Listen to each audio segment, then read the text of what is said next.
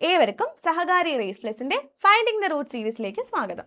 നമ്മൾ ഇന്ന് finding the റൂട്ടുമായിട്ടാണ് വന്നിരിക്കുന്നത്. അതായത് ഒരു ക്വസ്റ്റ്യൻ പറയുന്നു, ആ ക്വസ്റ്റ്യൻ വന്നിട്ടുള്ള SCERT പോർഷൻ, ഏത് SCERT ടെക്സ്റ്റിൽ നിന്നാണ് അത് വന്നിട്ടുള്ളത് എന്നുള്ള കാര്യമാണ് നമ്മൾ ഇന്ന് ഇവിടെ ഡിസ്കസ് ചെയ്യാൻ വേണ്ടിയിട്ട് പോകുന്നത്.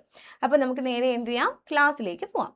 സിന്ധു, ഗംഗ, ബ്രഹ്മപുത്ര നദികളുടെ എക്കൽ നിക്ഷേപങ്ങൾ മൂലം രൂപപ്പെട്ട ഭൂവിഭാഗം. ക്വസ്റ്റ്യൻ ഒന്നുകൂടി വായിക്കാം. സിന്ധു, ഗംഗ, ബ്രഹ്മപുത്ര നദികളുടെ എക്കൽ നിക്ഷേപങ്ങൾ മൂലം രൂപപ്പെട്ട ഭൂവിഭാഗം ഏതാണ്? നോക്കിക്കേ, ഉത്തര മഹാസമതലമുണ്ട്, ഇന്ത്യൻ മരുഭൂമിയുണ്ട്, തീരസമതലങ്ങളുണ്ട്, ഡക്കാൻ പീഠഭൂമിയുണ്ട്. നമുക്ക് ആൻസർ അറിയാം. ഏതാണ്? ഉത്തര മഹാസമതലമാണ് ഇതിൻ്റെ ആൻസർ എന്ന് പറയുന്നത്. ഇതിനെക്കുറിച്ചിട്ട് നമ്മുടെ പഴയ SCERT ടെക്സ്റ്റ് ബുക്കിലും പുതിയ SCERT ടെക്സ്റ്റ് ബുക്കിലും പറയുന്നുണ്ട്. നമുക്ക് പുതിയ SCERT ടെക്സ്റ്റ് ബുക്കിൽ എന്താണ് പറയുന്നതെന്ന് നോക്കാം. കാരണം 2022 നടന്ന എക്സാം ആണ്. അപ്പോൾ അന്ന് പഴയ ടെക്സ്റ്റ് ബുക്കിൽ നിന്ന് എടുത്തിട്ടുള്ള കാര്യങ്ങൾ വെച്ചിട്ടാണ് ഈ ഒരു ക്വസ്റ്റ്യൻ ഉണ്ടാക്കിയിരിക്കുന്നത്. നമുക്കിപ്പം നമ്മൾ ഫോളോ ചെയ്യുന്നത് പുതിയ ടെക്സ്റ്റ് ബുക്കാണ്. അപ്പോൾ നമുക്ക് പുതിയ ടെക്സ്റ്റ് ബുക്കിൽ ഇതിനെക്കുറിച്ചിട്ട് എന്താ പറയുന്നതെന്ന് നോക്കിയാലോ. ശ്രദ്ധിച്ചോടാം. 9ാം ക്ലാസ്സിലെ ജിയോഗ്രഫി ടെക്സ്റ്റിൽ വിശാല സമതല ഭൂവിൽ എന്ന് പറയുന്ന ഒരു ചാപ്റ്റർ ഉണ്ട്. ആ ഒരു ചാപ്റ്ററിലാണ് ഉത്തര മഹാസമുദ്രത്തിനെ കുറിച്ചിട്ട് ടെക്സ്റ്റ് ബുക്കിൽ എന്തൊക്കെ കാര്യങ്ങളാണ് പറയുന്നതെന്ന് നമുക്ക് നോക്കാം.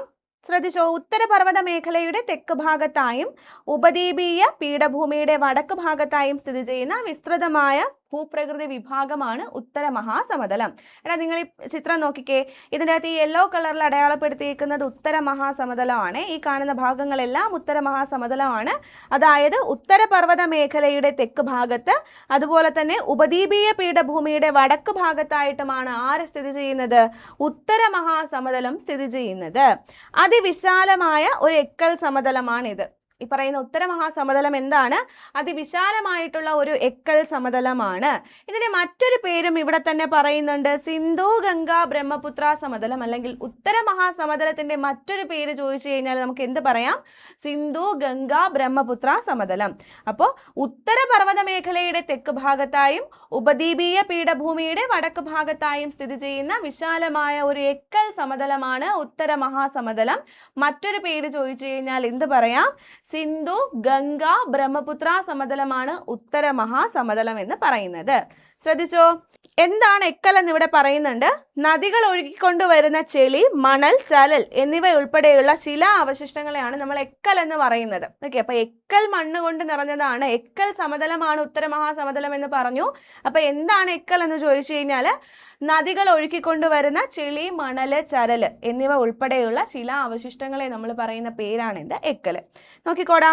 ഒഴുകുന്ന വെള്ളം, കാറ്റ്, ഹിമാനികൾ, തിരമാല തുടങ്ങി ഭൗമോപരിതലത്തിൽ പ്രവർത്തിക്കുന്ന ബാഹ്യശക്തികളുടെ നിരന്തരമായ പ്രവർത്തന ഫലമായി ഭൗമോപരിതലത്തിൽ വൈവിധ്യമാർന്ന ഭൂരൂപങ്ങൾ ഉണ്ടാകുന്നു. അപ്പോൾ എങ്ങനെയാണ് ഈ പറയുന്ന ഉത്തര മഹാസമതലം രൂപപ്പെട്ടതെന്നാണ് ഇവിടെ പറയുന്നത്. ഒഴുകുന്ന വെള്ളം, കാറ്റ്, അതുപോലെ ഹിമാനി, തിരമാല തുടങ്ങി ഭൗമോപരിതലത്തിൽ പ്രവർത്തിക്കുന്ന ബാഹ്യശക്തികളുടെ നിരന്തരമായിട്ടുള്ള പ്രവർത്തന ഫലമായി ഭൗമോപരിതലത്തിൽ എന്ത് സംഭവിക്കുന്നു? വൈവിധ്യമാർന്നിട്ടുള്ള ഭൂരൂപങ്ങൾ ഉണ്ടാകുന്നു. അതിനാൽ ഇവയെ എന്തെന്ന് വിളിക്കും? ഭൂരൂപ രൂപീകരണ സഹായികൾ എന്നും ഭൂരൂപങ്ങൾ ഉണ്ടാകുന്നതിന് സഹായകരമായ പ്രക്രിയകളെ ഭൂരൂപ രൂപീകരണ പ്രക്രിയകളെന്നും വിളിക്കുന്നു. എടാ, അപ്പോൾ ഭൂരൂപ രൂപീകരണത്തിന് സഹായകമാകുന്ന കാര്യങ്ങളാണ് നമ്മൾ നേരത്തെ പറഞ്ഞ ഏതൊക്കെ? ഒഴുകുന്ന വെള്ളം, കാറ്റ്, ഹിമാനി, തിരമാല തുടങ്ങിയ ഭൗമോപരിതലത്തിലെ ബാഹ്യശക്തികൾ എന്ന് പറയുന്നത്. ഇവയെ നമ്മൾ പറയുന്ന പേരാണ് ഭൂരൂപ രൂപീകരണ സഹായികൾ. ഓക്കെ, ഇങ്ങനെ ഭൂരൂപ രൂപങ്ങൾ ഉണ്ടാകുന്നതിന് സഹായകരമായിട്ടുള്ള പ്രക്രിയയെ നമ്മൾ പറയുന്ന പേരാണ് ഭൂരൂപ രൂപീകരണ പ്രക്രിയ. അപ്പൊ എന്താണ് ഭൂരൂപ രൂപീകരണ പ്രക്രിയ എന്നും ഭൂരൂപ രൂപീകരണത്തിന് സഹായിക്കുന്നവർ ആരൊക്കെയാണെന്നും നമ്മൾ പഠിച്ചു കഴിഞ്ഞു. ഇനി പറയുന്ന കാര്യം നോക്കിക്കേ. ഭൗതികവും രാസികവും ജൈവികവുമായ പ്രക്രിയയിലൂടെ ശിലകൾ പൊടിഞ്ഞുണ്ടാകുന്ന ശിലാവസ്തുക്കളെ ഈ ബാഹ്യശക്തികൾ ഒരിടത്തു നിന്നും മറ്റൊരിടത്തേക്ക് നീക്കിക്കൊണ്ടു പോവുകയും താഴ്ന്ന പ്രദേശങ്ങളിൽ നിക്ഷേപിക്കുകയും ചെയ്യുന്നു. ഈ പ്രക്രിയയെ നിക്ഷേപണം എന്നാണ് വിളിക്കുന്നത്. അപ്പോൾ എന്താണ് നിക്ഷേപണം എന്ന് പറയുന്നുണ്ട്. നോക്കിക്കോ. ഭൗതികവും രാസികവും ജൈവികവുമായ പ്രക്രിയയിലൂടെ ശിലകൾ പൊടിഞ്ഞുണ്ടാകുന്ന ശിലാവസ്തുക്കളെ ഈ പറയുന്ന ബാഹ്യശക്തികൾ ഏതൊക്കെയാണ്? ഒഴുകുന്ന വെള്ളം, കാറ്റ്, തിരമാല, ഹിമാനി ഇവയെല്ലാം എന്ത് ചെയ്യും? ഒരു പ്രദേശത്ത് നിന്ന് നീക്കി മറ്റൊരു പ്രദേശത്തോട്ട് കൊണ്ട് നിക്ഷേപിക്കും. ഓക്കെ, ഈ പ്രക്രിയയെ പറയുന്ന പേരാണ് എന്ത്? നിക്ഷേപണം. എടാ അങ്ങനെയല്ലേ ഒഴുകുന്ന വെള്ളത്തിലൂടെ, കാറ്റിലൂടെ, ഹിമാനിയിലൂടെ, തിരമാലകളിലൂടെ ഒരിടത്ത് കിടക്കുന്ന വസ്തുക്കൾ എന്ത് ചെയ്യും? ഈ പറയുന്ന എന്താണ് എക്കലുകൾ അല്ലെങ്കിൽ ശിലകളുടെ അവശിഷ്ടങ്ങളെ ഒഴുക്കി മറ്റൊരു പ്രദേശത്തേക്ക് കൊണ്ടുപോകും. ഇതിന് പറയുന്ന പേരെന്തെന്നാണ്? നിക്ഷേപണം എന്നാണ്. അപ്പോൾ ഈ പറയുന്ന നിക്ഷേപണ പ്രക്രിയകളിലൂടെയാണ് നമ്മൾ ഈ പറയുന്ന ഉത്തര മഹാസമതലം എന്ത് ചെയ്തിട്ടുള്ളത്? രൂപപ്പെട്ടിട്ടുള്ളത്. അപ്പോൾ നമ്മൾ പറഞ്ഞത് എന്താണ്? ഉത്തരപർവ്വത മേഖലയുടെ തെക്ക് ഭാഗത്തായും അതുപോലെ തന്നെ ഉപദ്വീപീയ പീഠഭൂമിയുടെ വടക്ക് ഭാഗത്തായിട്ടും സ്ഥിതി ചെയ്യുന്ന വിസ്തൃതമായ ഭൂപ്രകൃതി വിഭാഗമാണ് ഉത്തര മഹാസമതലം. അതിവിശാലമായിട്ടുള്ള ഒരു എക്കൽ സമതലമാണ് ഉത്തര മഹാസമതലം.